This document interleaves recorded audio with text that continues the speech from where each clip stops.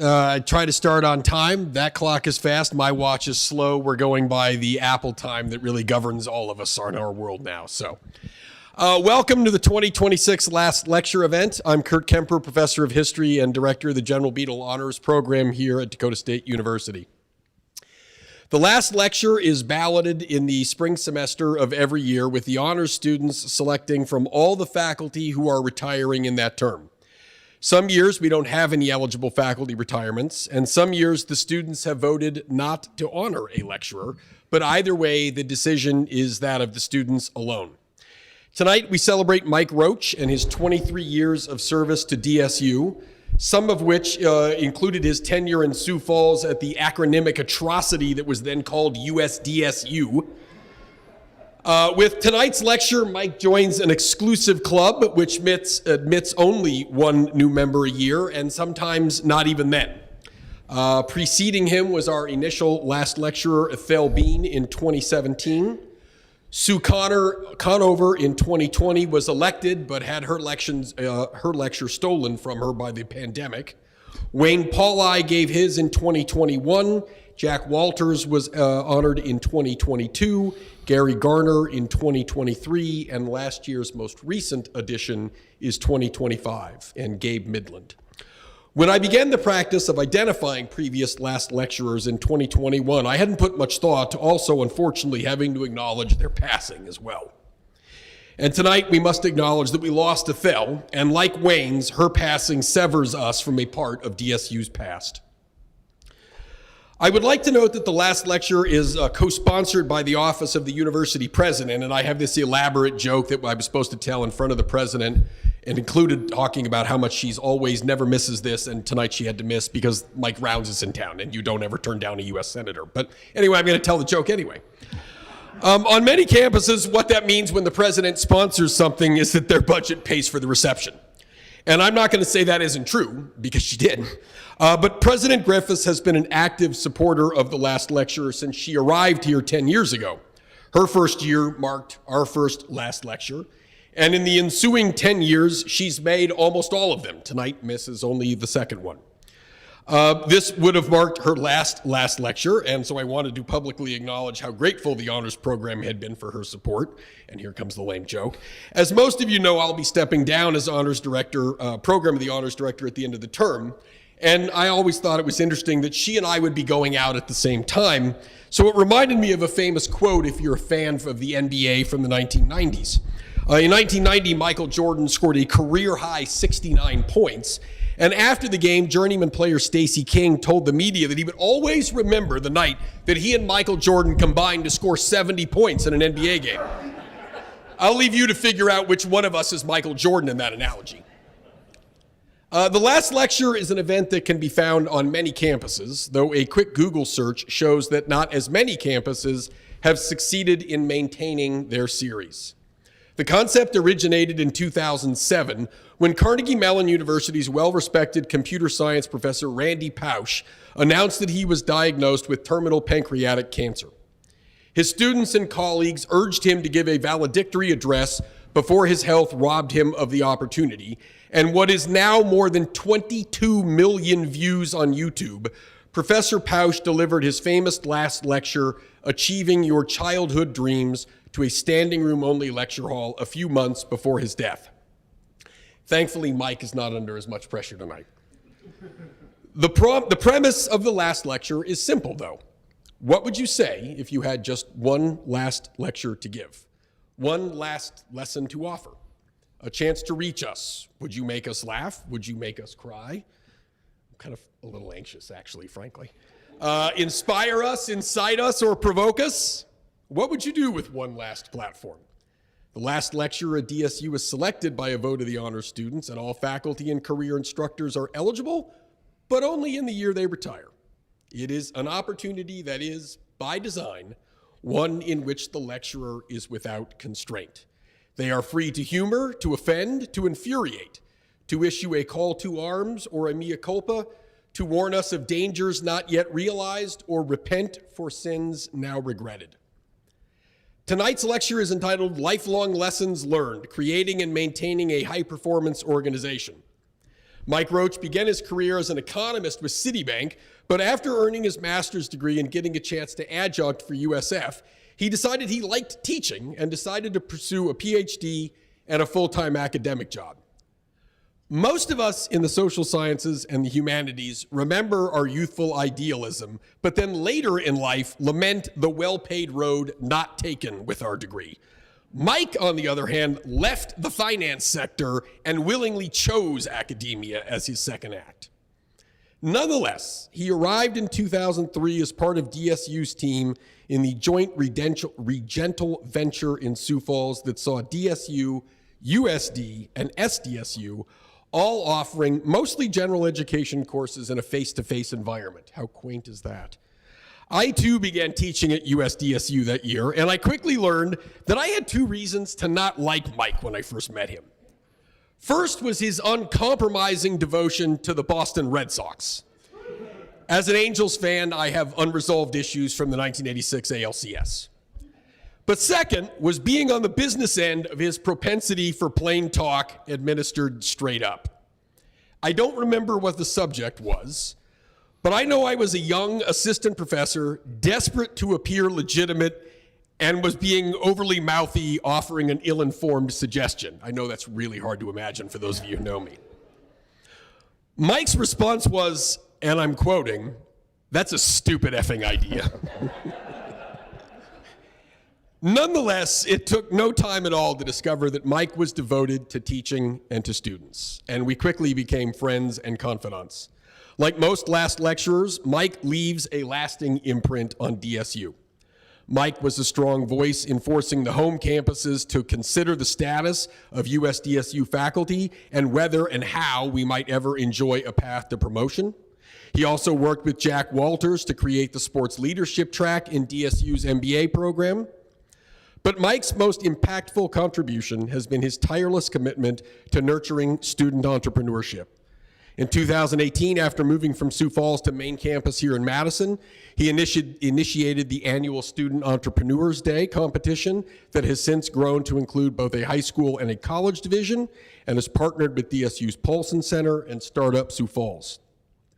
And then in 2023, he became the principal investigator on a grant from the National Science Foundation known as I-Corps, aimed at cultivating and incubating student business innovation and entrepreneurship. Since its inception, Mike has shepherded 2 additional DSU faculty and more than 30 students through the year-long process. Beyond the intensive I-Corps program, Mike also advises the Campus College Enterprise Organization, cleverly acronymed CEO. Like most impassioned faculty advisors of student clubs, Mike can be found at any given time doing almost everything, from connecting students to innovative business opportunities, prodding students to achieve their best selves, or just providing chicken wings from Sporty's. His commitment to innovation won him the Knowlton Award for Continuous Quality Improvement, and his devotion to students won him recognition from his faculty colleagues as the 2023 Sandy Davidson Award for Excellence in Service.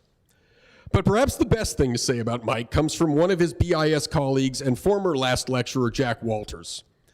Mike is everything you would want in a colleague: engaged, hardworking, good with new ideas, and willing to work with others to get things done. Everybody retires, but some of those retirements sting a little bit more than others. What DSU loses with this one is a clear-thinking, honest, pragmatic, and excellent colleague. Professor Roach, won't you teach us one last time?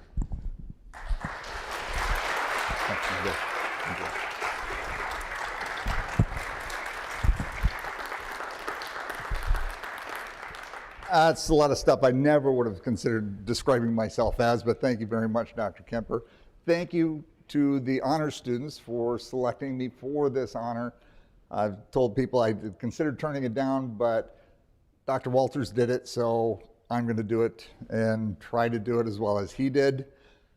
I want to thank Dr. Kemper especially for what he's done with this honors program. Starting it from scratch, building it up. I've seen the work he puts into it, including Robin, your wife. She's been beside you cooking up giant vats of food. Let's give Kurt a round of applause, please.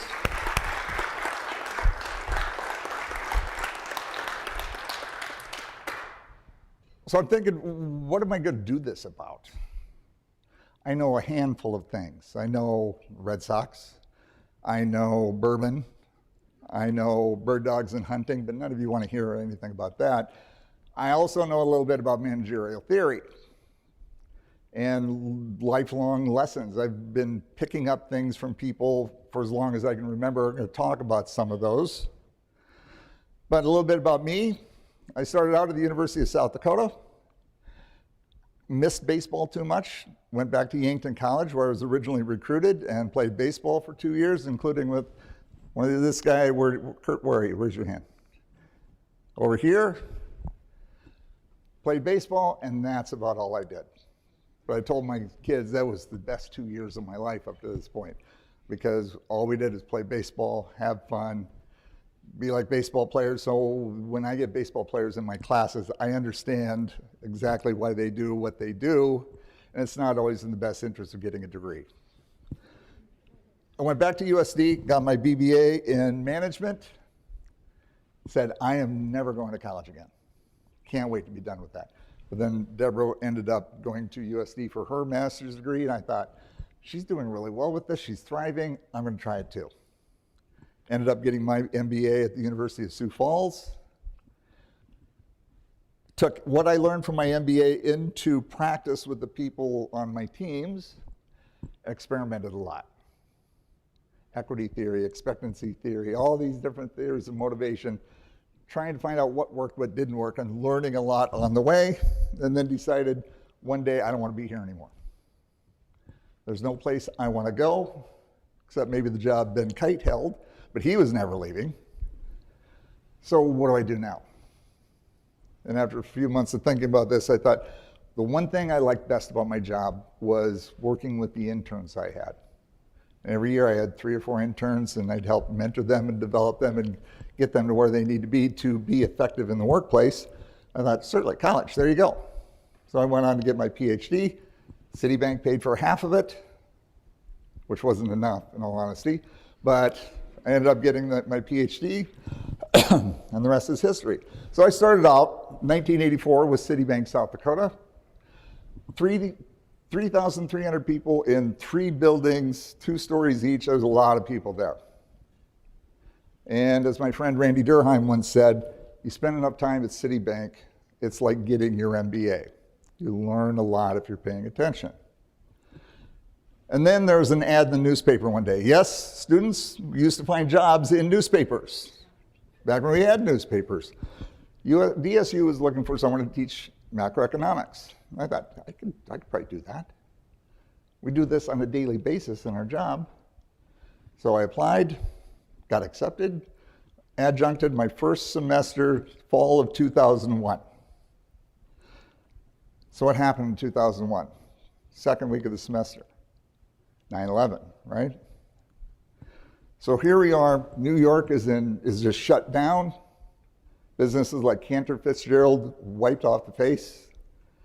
Citibank closed down, moving billions of dollars. Ben would know how many billions of dollars are moving through New York each day.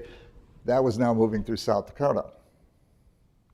So helping Ben Kite move billions of dollars for all of Citigroup, supporting and bolstering the economy, keeping it afloat, and then going and talking to students about macroeconomics in the evenings was really, really interesting. I just fell in love with the gig. But it's interesting, we've been involved in technology. So the leap to Dakota State University is really natural. We started out with the IBM X10. We had dual 5.5-inch floppy disks that we were using. And if you're really good, really important, you got a 10 meg hard drive. And that was top of the line.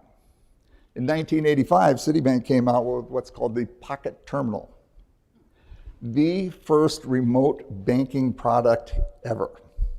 You connect this to your phone line, you hear the beeps and bells and whistles and everything, and you can actually bank, move money, make deposits, transfer money, do everything that you could do online on the internet. Now with your bank, you can do it with the Pocket Terminal. But it wasn't too long before we found out that it was way too complicated for most people, and all they used it for was a calculator. So it was an expensive venture on John Reed's part, but extremely innovative. From there, our first network was the Sun OS Unix-based desktop system.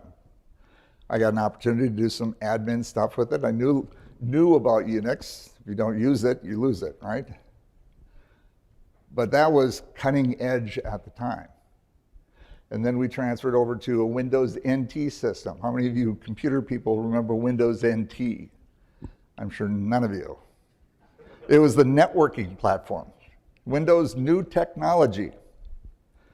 And then we eventually transferred to what basically is today, you've got a PC running Windows connected to a variety of networks. But that just made DSU a natural fit. I'm used to technology. I'm used to the evolution. DSU was just getting started in that. I was at Citibank shortly after we made the transition, made the deal with Dakota State University. But the first lessons I got was from a guy by the name of Larry O'Malley. Larry and his sisters, Betty and Mary Ann, were second-generation small business owners. Their dad started Happy Jack's, a little place in East Yankton, best chicken in the world. Happy Jack O'Malley was a radio personality. He was on Your Big Friend of the Midwest, WNAX, on a regular basis. So everybody knew Happy Jack. And everybody went to Happy Jack's. That's the original version. Larry and his sisters built a nice restaurant right in front of that and built an empire. Best steaks in the world, to this day. Best steaks I've ever had. It was my introduction into real business. I'd had business classes and you had professors who talk theoretical stuff, but you don't get an opportunity to see it in practice. And we're busy one night and I'm washing glasses. We got people at the bar, they're wanting food, they're wanting drinks, and the servers want drinks, and they've got people waiting, and it's chaos. It was always chaos. Friday and Saturday night at Happy Jack's was always chaos. And Larry's there saying, you got to take these guys' money. But Larry, we got this, we got all this other stuff going on. When people want to give you their money, let them. Of course, right?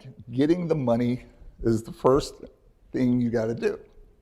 And then Larry would say things like, you know, you guys, you want to run with the big dogs, but piss with the puppies. It was the first time I'd heard that. Larry had a way of subtly telling you, you need to grow the hell up. We're all 20, 21, 22, 23. We're more interested in having fun afterwards and dragging our butts hungover to work at 5 o'clock in the late afternoon. You need to grow up. So it was the start of really growing up. Well, what Larry really did was created an organizational culture that was special. Because every night after the shift, Friday, Saturday, Sunday, we closed down, and when Larry said, it's time, you'd pour him a big glass of VO with a little splash of water, and we all knew, all right, Heineken time, or Budweiser, or Chivas Regal, or Dewar's White Label Scotch, whatever you're drinking. We're cleaning up, and we're having a cocktail. And then we sit down, and we eat steak, and we have a glass of wine, and an after-dinner drink, and we talk, and we chat, and it felt like a family. We would do anything for Larry O'Malley because that's the culture he created. Then I get into Citibank. We had a woman there by the name of Deb Laird, came from a banking family, and I'm trying to get notes. I'm pushing ideas. Well, what if we do this? Let's do this. Let's do this. And she'd get tired of me. And eventually say, Mike, at some point in time, you got to realize banging your head against the brick wall isn't going to knock it down. Okay. But then you get in the entrepreneurial world, and well, there may be a brick wall, but maybe you can go around it. Maybe you can go over it. Maybe you can go under it. Maybe you just take a different route. So some of these lessons, you learn these addendums afterwards. One of my bosses at Citibank was Mike Huther. And I get into debates with people on this, but Mike said, you know, you can't be friends with the people you lead. Why not? Inevitably, you're going to have that uncomfortable discussion. People that you thought were friends, they're not going to be your friends. They're going to hate you. So really the key is be friendly, but don't be friends. If you are friends, you can't hold them accountable. We'll get into accountability in a little bit. You can't hold them to standards. It just comes with a different set of expectations that don't fit within the idea of building a high-performance organization. My first management position was working for a guy by the name of Doug Walkup. He was our treasurer. New world, all sorts of stuff going on.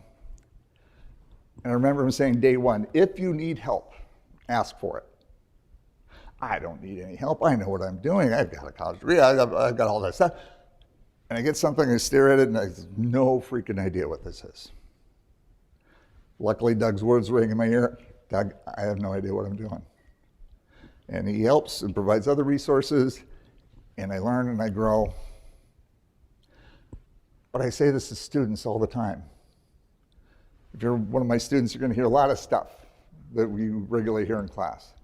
If you need help, ask for help. If you need to go to the tutors and get help, go get it. Fail early.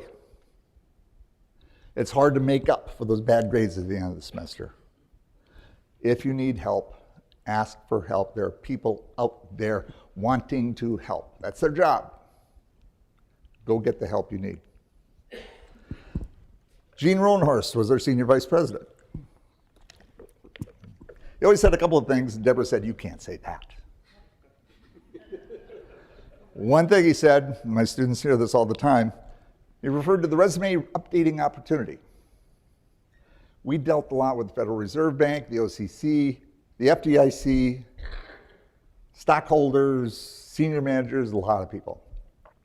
Mike, if you screw this up, it's a resume updating opportunity.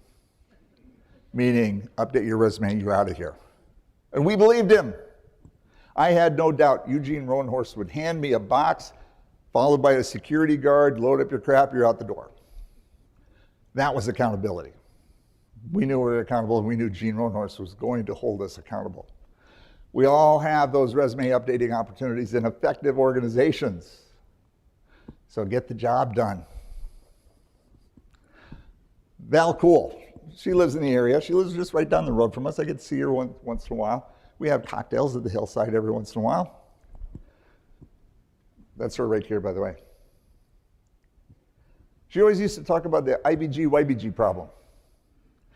Val, we've got this contingency plan that we got to build, and what do we do? That's an ICBG-YBG problem. What do you mean? I be gone, you be gone. What are we worrying about? I was talking with this about Brenda Merkel, Dr. Merkel, the other day. What's going to happen to Entrepreneurs Day after you and I leave? What'd I say? It's an IBG-YBG problem. That's somebody else's problem. I'm not going to be here, you're not going to be here. We have those from time to time. So recognize the difference. If you've ever coached T-ball, Dr. Kemper probably has a clue. I was coaching our son, a bunch of other young 4 or 5-year-olds. Most of them don't have a clue. And I'm saying, come on, hustle in. Everybody, hustle in. And they come dragging their behinds, just moping around. What are you doing? All right, everybody hustle out. Same thing, just meander on out into the field. And then it finally hit me. Get them back in the dugout. Does anybody know what hustle means? They stare at me with the eyes of a dead walleye. Right? All right, hustle means to hurry up. So when I say everybody hustle, that means you run out to your places. When you hustle in, you run back into the dugout. No problem after that. We like to assume everybody knows what we're talking about. We can't. Sometimes people don't know the words that we're saying. People don't know what we're talking about. We have to take a little bit extra time to make sure that everybody is on the same page, that everybody knows what we're talking about. This is my daughter, Emma. Where are you, Emma? Emma's over here. Beautiful and young lady. She looks so sweet in this picture. She's playing basketball. She's got a mean streak. So one of the few years I was coaching basketball, I'm on the side of, come on, Emma, we got to do this. And she's across the court, play's going on. She turns around and says, Dad, I know what I'm doing. Everybody heard her. But it took me back. I said, of course she does. What am I doing? We've trained her. She knows what she's doing. She's got the talent. She's got the skills. She's got the abilities. What am I trying to tell her? That changed me. It was a dramatic moment. If you train your people right and then trust them, they will do what they need to do. 3 years ago, the Midwest Entrepreneurship Conference. I enjoyed the Midwest Entrepreneurship Conference. Taken students there since 2019. We get to meet some really interesting people, including Jeff Hoffman. Jeff Hoffman is the founder of Priceline.com, founder of Booking.com, all these other businesses. And he tells the story of taking care of his 4-year-old granddaughter. Mom and grandma, they went off shopping or something, left the 4-year-old with grandpa. And all he gets is a series of why questions. Why is the carpet like this? Why does the dog have fur? Why does this constant? He says, honey, we have to go to my office. I gotta get some work done. We'll be there a couple hours, bring a couple toys. They get to the office and walk inside. And there's this big piece of equipment right inside the door. She says, what's that? I don't know. He looks at this machine. I don't know. I thought this was your place. Why don't you know? Good point. So finds his assistant, says, what's this machine? I don't know. I've been here 17 years. I've never seen it used. I don't know what it is. But I will go find out for you. She goes and gets the CFO. A couple hours later, the CFO comes out and says, good news. I know what the machine is. We used to use this when we were binding presentations, because that's how we did things before the ubiquitousness of PowerPoint and sending people PDFs, and we print them and they'd have that little plastic binder on it. So that's the good news. We know what it is. The bad news is we've been paying the lease on it for the last 25 years. So what's the message? I put it on my big board. That's the big board I was showing to Dr. Kemper.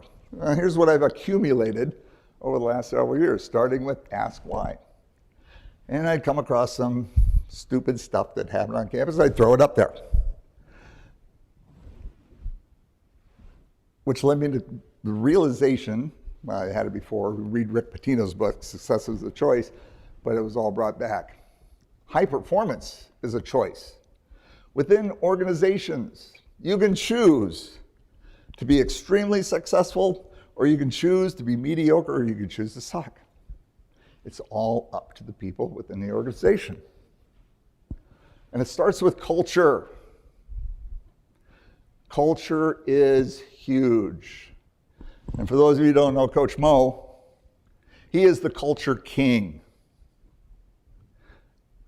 I get in my vehicle a couple months ago, or probably 6 weeks ago, turn on the sports radio. Mark Overden's interviewing some basketball coach, and I hear, yeah, Mark, we just want to play fast, fun, and free. I said, that is Coach Mo.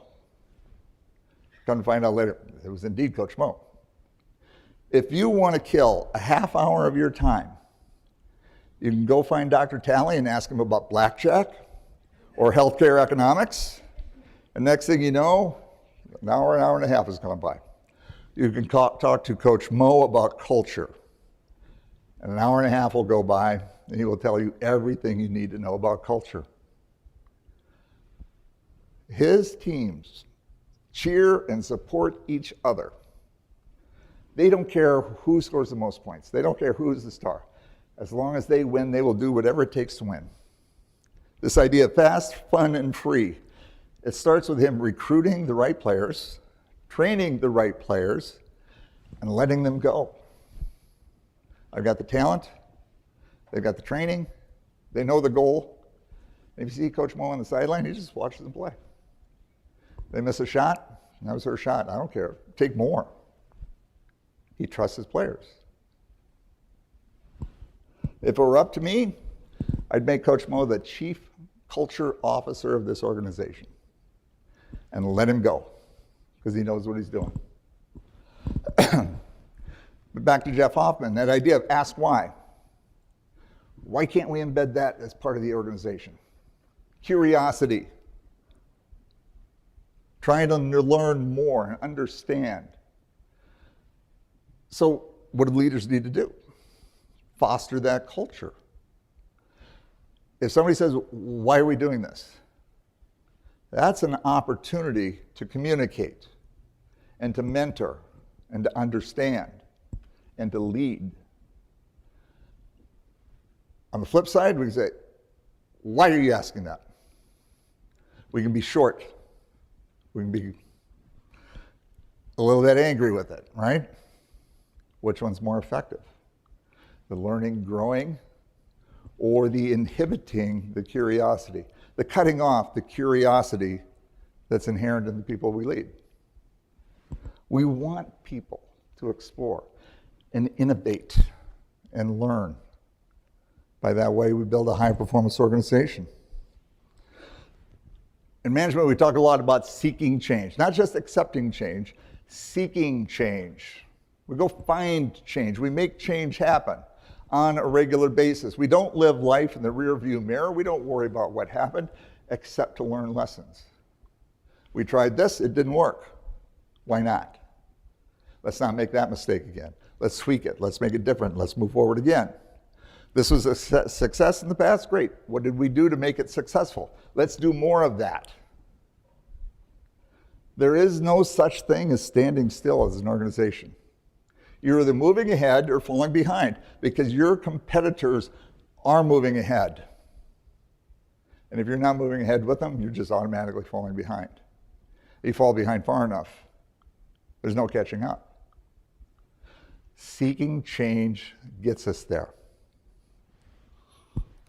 We need to understand everybody has customers. Everybody. The president has customers. Faculty, it's easy, right? We've got customers, we've got our students. I asked my students in class the other day, what about marketing? Who's their customers? I don't know. Anybody who's expecting materials from marketing has customers. As customers, we treat them how we want to be treated as customers, right? We don't want to be blown off.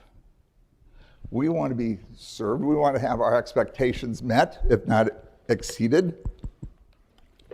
So that involves taking ownership. If a problem lands on your desk, own it. Resolve it. If you can't resolve it, find somebody who can resolve it. Get the job done. And go the extra mile. That means making sure that that customer is deliriously happy, whether it's an internal customer or an external customer. And here I'm going to give a shout out to Catherine Ingham. Demonstrates this tremendously. She's over in facilities. She was helping me get the state vehicle last week. It was my first and last time using the kiosk process to get a state vehicle. I had no idea what was going on. But Catherine basically took me by the hand, showed me everything, punched everything in. Does that make sense to you? Yeah, okay, great. Then we move on here, and oh, here's the key, you get the key. Here's the gas pump, here's how you turn on the gas pump. Here's the process, here's what you do. Everything good? Yeah, I think I got it. All right, let me check something. Goes back to the keyboard, punches in some keys. You know what? This vehicle isn't rented out, it isn't needed over the weekend, and it's going in for service on Monday. You know what? Don't worry about Friday. If it works for you, drop it off Saturday, drop it off Saturday. Friday, slacks and a jacket, dress shoes, actually boots, 30-mile-an-hour winds, cold, 10 o'clock at night. Yeah, I'm dropping this off Saturday. Thank you, Catherine. She owned it. She went the extra mile. She didn't have to do all that stuff. But if everybody were like that, everybody within the organization, how happy our customers going to be? Communication is huge. Communication is the backbone of being an effective leader. And we can start off with radical candor, because this is a cultural plan. This isn't just a one-time individual interaction. This is intended to go out through the entire organization on a cultural basis. It's based on a book by Kim Scott. She worked with Google. She worked with Apple, all these high-tech companies, and said, here's what people are doing that really works. Radical candor. She puts it on spectrum of caring personally and challenging directly. The goal is to challenge people, but care about them. To be in that upper right-hand quadrant. Too often, we fall in the upper left-hand quadrant. Ruinous empathy. We don't want to hurt anybody's feelings. We want everybody to like us. But that doesn't always get the job done. Sometimes people are mismatched in their jobs, or they don't have the skills necessary to do their jobs, and then we got to get them those skills so they can be successful. But this is intended to be a daily thing. We don't wait for the annual review to have that conversation. We're having these conversations on a daily basis. Somebody does something good, we go tell them. Somebody does something that needs correction, we go tell them right then and now. It becomes part of the culture. We use this in ICOR. I use this dealing with founders. They got this great idea. You probably couldn't imagine how many great ideas really aren't great ideas. How do you tell somebody your idea really sucks? That's hard to do. But using the Socratic method and trying to help people get to that decision or that point on their own, and being open and honest with them. I've been able to get a number of founders to realize, yeah, there's nothing here. And I get a 100% quality rating on their review. Simply because I care personally and I challenge directly. So there's a right way to do it and a wrong way to do it. If you do it the right way, it's highly successful. We do a lot of planning and management. We talk a lot about planning. There's a lot of planning that goes on here. Maybe not enough. We had the strategic plan that got a lot of talk, 5 years ago? How much do we hear about it now? Not a lot. But we always say plans are written in pencil. They're not carved in stone because things happen. Things happen outside the organization. Things happen in the economy. Things happen with competition. But strategic plans are not intended to be one and done. We don't just build it and say, here it is. Here's what we're going to do. And then we forget all about it. We need tactical plans. We need operational plans. Budgets. Budgets are nothing but plans. We need to build it into the culture, knowing, as Dwight David Eisenhower, General Eisenhower said, plans are worthless, but planning is everything. Meaning we know those original plans are going to change, but the process of planning helps keep us focused on solving problems. Mike Tyson said it a little bit differently. Everybody has a plan until they get punched in the face. Organizations get punched in the face. Dakota State University gets punched in the face from time to time. How do we react? What are we going to do? Are we going to go back to the drawing board, back to our plan, tweak it, adjust it, spread it out, proselytize it, tell everybody this is the plan?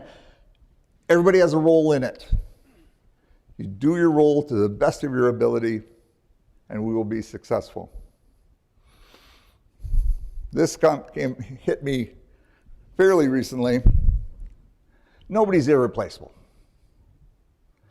You announce your retirement and what happens? Everybody comes, oh, we're going to miss you. What are we going to do? Dr. Kemper made it sound like I was irreplaceable. No, I'm not irreplaceable. Nobody's irreplaceable. Back in my city days, we had Walter Wriston, the lion of banking, the most revered banker in the country, if not the world. Well, he screwed up with foreign lending and brought a big crash. Everybody thought, oh my God, he's going to leave it. Now what? What's going to happen? John Reed steps in. Technological advance. Different, but the company kept humming along. And then Sandy Weil. Everybody thought, oh, now what's going to happen? Nothing. You hired good people. Mike Klump will tell you who was after that and who was after that and who was after that. I lost touch. Here we started with Lynette Molstead-Gorder, and she did amazing things. I'm sure I never got to work with her. I replaced Lynette. A lot of people loved her. And then Dr. Walters retired. For a second I thought, oh God, now what are we going to do? You know what? We'll hire somebody and we'll move on. And we hired Dr. Merkel. Great decision. She wasn't Dr. Walters, but Dr. Merkel was pretty damn good too. People. Every organization's most important asset that's on the first page of virtually every management text. People are the organization's most important asset. We hire the right people, we train them, we give them direction, we unleash them. Understanding that one size does not fit all, because everybody is different. Everybody has different motivators, everybody has different concerns, different backgrounds. So one size does not fit all. But we've been talking so much about technology. Dr. Tech and I have had these conversations. How do we make HR more tech intensive? I don't know that we can. How about organizational behavior? What can we do to add tech to that? Why? And then we have our business advisory board meeting. And Dr. Tech sends out the summary. I look at the summary. Oh, what makes graduates immediately valuable? Communication, adaptability, willingness to learn, ability to ask good questions. Sound familiar, Dr. Merkel? This is management stuff. There's no tech here. How about the next one? Graduates need more. They need more real-world problem solving, root cause analysis. Oh, there's some tech stuff, AI application. Conflict management. AI ain't gonna do that. We can't leave this stuff to AI. AI can't do it. They can do a lot, but people are still vitally important. Some of the key insights. Communication is the #1 weakness across all the groups. No more than 5 years ago, one of our biggest concerns here on campus was soft skills. Oh my God, what are we doing? We're not teaching enough soft skills. And then all of a sudden, somebody flipped a switch. We're not teaching enough technology. What happened to soft skills? Aren't we worrying about that anymore?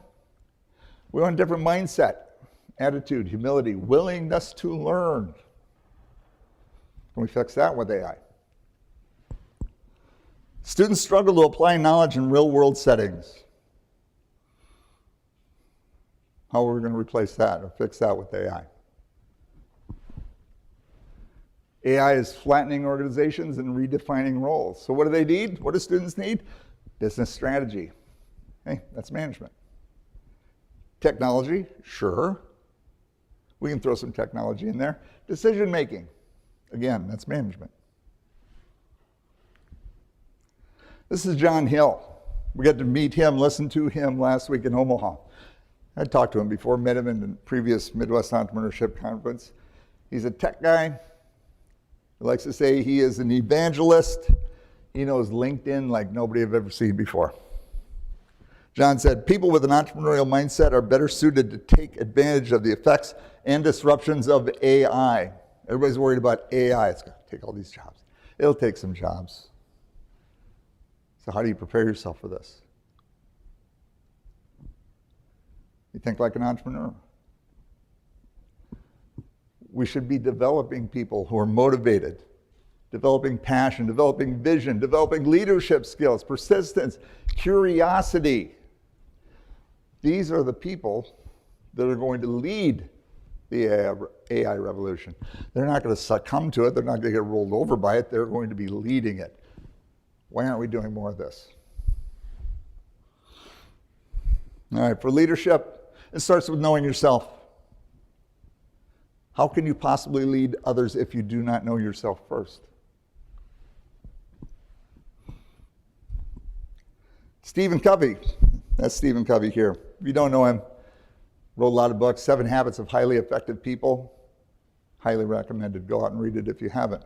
He said, if you don't know yourself, if you don't control yourself, if you don't have mastery over yourself, it's very hard to like yourself. And if you don't like yourself, how effective a leader can you be? The other guy, that's Robert Greenleaf, wrote a fantastic book called Servant Leadership. Leadership by serving. The servant as leader must continually ask, how can I use myself to serve best? Until we know ourselves, we can't serve others, and we can't know others. And we have to know others in order to motivate them, to lead them, to give them the tools that they need to succeed.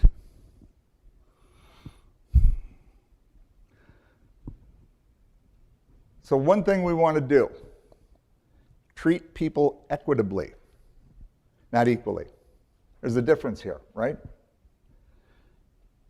This is Barry Bonds' locker with the San Francisco Giants. Big, overstuffed, comfy chair, right? He is the only one that got the chair. Everybody else had to get the other chairs you see in the background. Barry Bonds is Barry Bonds. Barry Bonds once got walked with bases loaded. Intentionally walked with bases loaded. Nobody's pitching to him in that situation. He earned it, right? But you got to find the balance. You got to be careful, because nothing is going to kill your credibility faster than favoritism. People want to be treated fairly.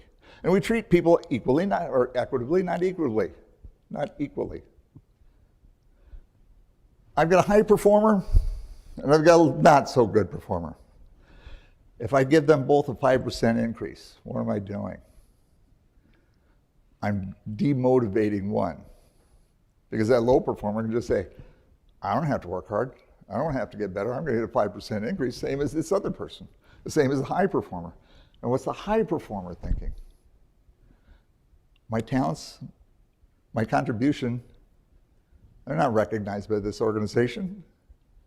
I'm going to go to an organization where my skills and abilities are recognized and are properly rewarded. So what are you left with? You're left with nothing but the poor performing workers, because all the high performing workers are left. Management. As a manager, you are evaluated by your team. If your team is successful, your team is great, guess what? You're great. If your team sucks, you suck.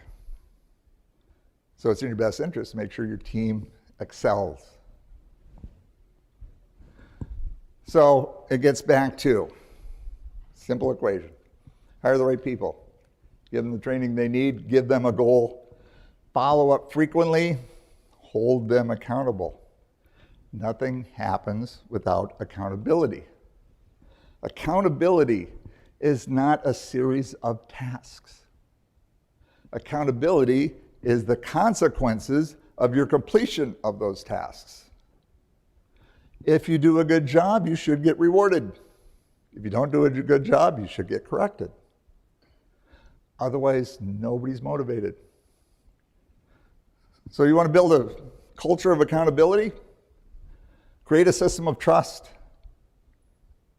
Make sure everybody trusts everybody. How you do that? You be open, you be honest, you walk the walk, you say what you're going to do what you're going to say you're going to do. We need transparency. We need feedback. Feedback isn't necessarily welcomed, it's almost demanded. We have to have feedback, communication back and forth. We have to define goals, set clear expectations, and then consequences done right, which means success is rewarded, failure, not so much. Followership. Followers have responsibilities as well. Getting close to 1 hour. Followers, what are your responsibilities besides doing your job? You always got to manage your manager. If you're not managing your manager, you're going to struggle. You have to understand your manager's world. Your manager has pressures at work, at home. If you can understand them, you can deal with them more effectively. You have to communicate effectively. You have to understand the preferred mode of communication for your manager and then adjust yourself to communicate in that mode. Solve problems proactively. If you're just constantly coming with problems, how soon before your manager gets sick of that? Pretty darn soon. But if you bring solutions to those problems, be proactive. All right, let's deal with the problem if I've got a solution. Go make it happen. And then you got to be reliable. Do what you say you're going to do. Be on time. And be reliable so that people can trust you. Understand that leadership comes in many forms. Just because you are not appointed as a leader doesn't mean that you don't have an opportunity to be a leader. We have formal leaders, we have informal leaders. What we call leadership without portfolio. I don't have to grant you the responsibility. You can take that opportunity, find ways to use those leadership abilities even without formal authority.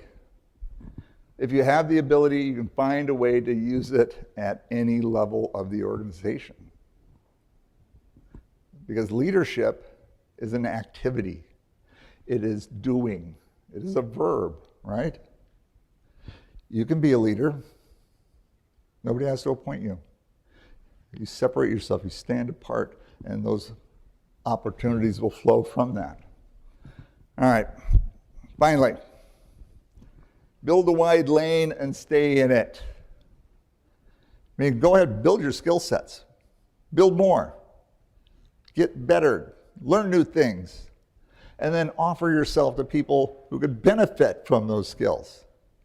But if you start stepping on people's toes, getting outside of your lane, you're going to make yourself a pariah. If you don't know what you're talking about, stay out of it. And finally, learn to advocate for yourself at every level. Nobody's going to do it for you, at least not to the level that you deserve. So learn to advocate for yourself. Managers, do some more advocating for the people that deserve it. All right, so closing out. I want to say some special thanks to some people, starting with Dr. Podrasky. I had the opportunity to work with Dr. Podrasky a little more closely over the last couple of years. How refreshing has that been? Open, honest. She's not afraid to say, I don't know. Can you explain that to me? How often do you hear that? I want to thank Dr. Merkel for picking up Entrepreneurs Day and carrying that forward and everything else you've brought to the table. I'd like to say I'm going to miss you, but I'm gone too. We'll still text, we'll still talk dogs. Dr. Tech didn't really want to be our department chair. She became the department chair. I'd stack her up against any department chair on campus. You've done a hell of a job, and I appreciate it. Dr. Walters said he was going to listen. Thank you for being a role model. Thank you for doing what you've done. The late, great Margaret O'Brien, Peg O'Brien. Nobody here, I'm sure, remembers Peg O'Brien. Couple of people here. I found her to be wonderful. All the other business faculty, Dan, Yenling, Eric, Scott, who am I forgetting? Wendy. Surround yourself with really, really smart people. I've tried to do that in my entire careers. Find really smart people and hang out with them. Be around them. Learn from them. It makes all the difference. Dr. Behrens, my surrogate son in the office. Andy's the same age as my son. We've had a great time. He's always been just nearby in the office to mine. Made it, being away from my son, that much easier. And it's been fun to watch as you've grown and developed. You're still a young dude. Luckily, we still get to work together from time to time. Coach Shab, he was the baseball coach when I started. I walked into the office. Deborah and I were touring campus. We were looking at houses. I love telling this story. We're looking at houses. Let's go look at campus. Oh, here's the field house. Let's go check in on the baseball coach. I'd worked in baseball in Eastern South Dakota for years. I knew a lot of the players. I knew a lot of the kids. I thought I could maybe help someone, just some little bit amount.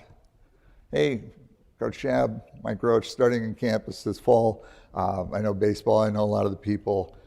Just however I can help, feel free to reach out. He told me later, you walked out, I wanted to punch you in the throat. Hadn't had a good year, had some struggles, hit him on the wrong day. A couple of days later, I get a call. Hey, you want to have lunch at Nicky's? And we're at Nicky's and we're talking baseball, and hey, I made 2 new friends. I'm brand new on campus, Brady Bance and Jeff Shab. And I said, we want you to be AVB. Is that the term? AVC.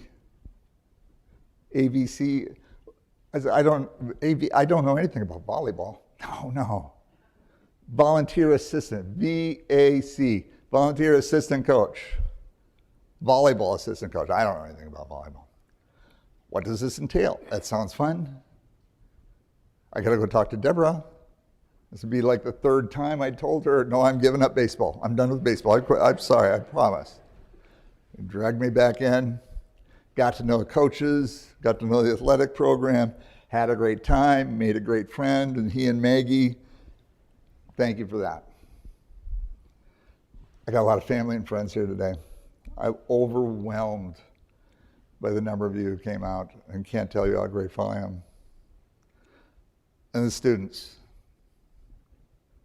We've had people underestimate DSU students. We've got some tremendous students. Even the ones that don't get all the recognition are tremendous in their own right. We've got Justice Forrester over here, one of the most memorable students. It'll stick in my brain forever. Estefania Gonzalez, stick in my brain forever. All the way back to Dana Dice, Madeline Silva. I don't know where, probably not here, she's running track. Sadie Oltmans, wonderful people.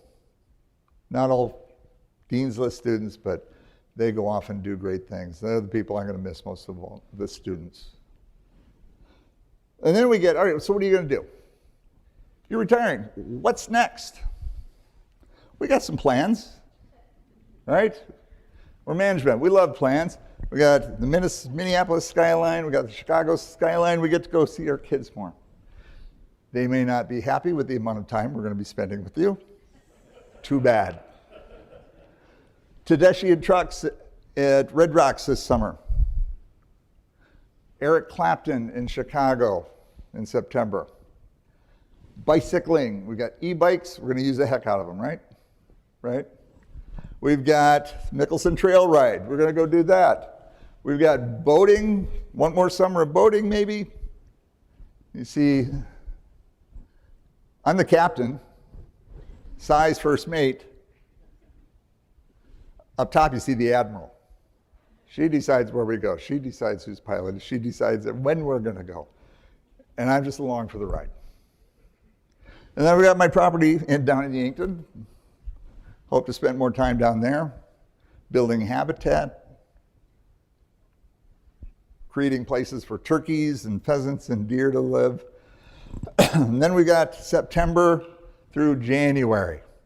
This is Cy, for those of you who don't know him. Cy's a 7-year-old poodle pointer. He's a versatile hunting dog. That means he flushes, he points, he retrieves, he swims. He does it all. And he loves it. He loves his job more than any human being I've ever known, and he's better at his job than most human beings I know.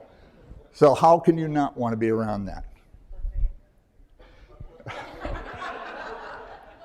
You were supposed to not quit right now. So we got Chucker and Quail. This is what the clumps, Mike and Jeff. Turkey hunting this weekend. He watches my back. Loves the snow. Loves it all. So the plan was, we're going to go hunt September to January. Whoever wants to go, you're welcome to go. Except remember what I said about plans. I don't know how well you can see this. This is from Kansas. Quail on the left, chucker on the right, and you see a lot of bare splotches on his legs. If you look at his right ear, it droops a little bit. After months of testing, find out he's got Cushing's disease. It's caused by a little mass that grows on the pituitary gland. But that mass may get bigger. It may put pressure on parts of his brain. You already see the effects. His right eye droops. The right side of his mouth droops. He still has the heart. We still go out and run. The plan is to still do it as long as we can. But now, we got no certainty of how long that's going to be. We'll take advantage of it as long as we can. The old Yiddish proverb, man plans, God laughs. We think we know, but we don't know. Because plans, they're written in pencil. They're not etched in stone. So with that,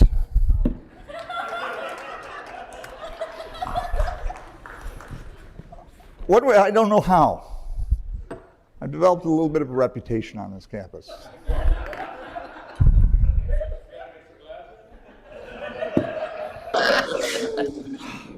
One last time. Here's to you, Trojan Nation. Cheers. Cheers.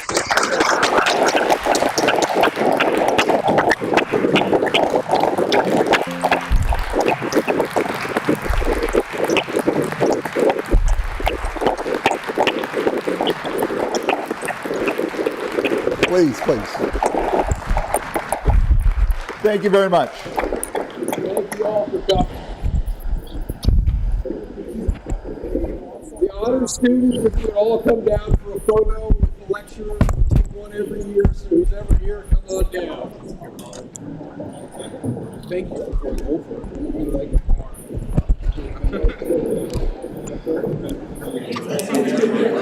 Okay, yes, yes. We have to leave off that conversation.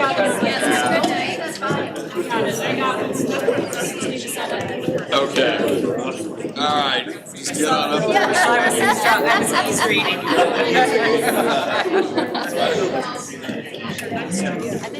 As long as, yeah, as long as you got a couple places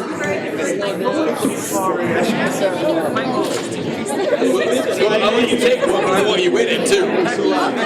twice a month. Right, it's twice a month. People can come over to Squeeze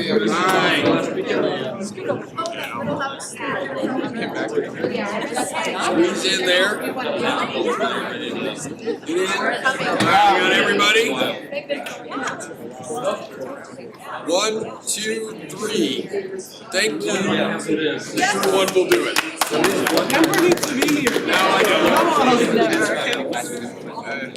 I was going to say, I feel like we're up to a lot of losing battle.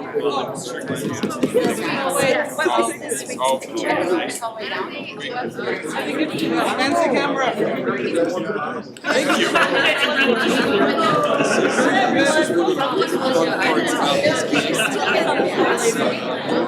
We really no. That's great.